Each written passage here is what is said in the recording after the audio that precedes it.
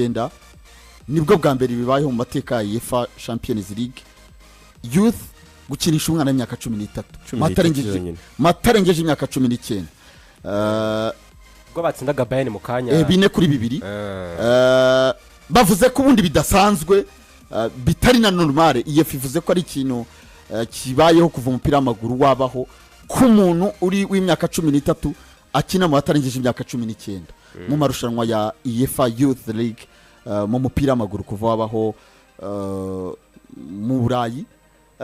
bakavuga ko ari iki bitanga icyizere bikanatanga umusaruro bikerekana ko Academy ya Arsenal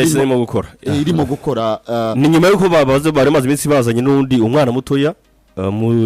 Max Doman yagize appearance muri Champions League y'abakuru ku myaka 15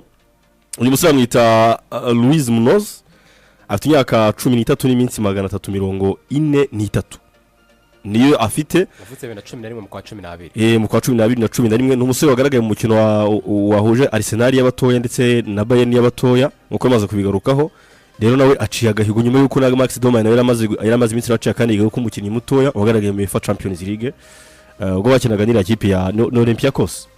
niyo bakinaga nayo nibwo ahubwo yagakize ku musore muto cyane akuraho utwaba mukoko na ba Lamine Yamal urabona ko ishuri rya Arsenal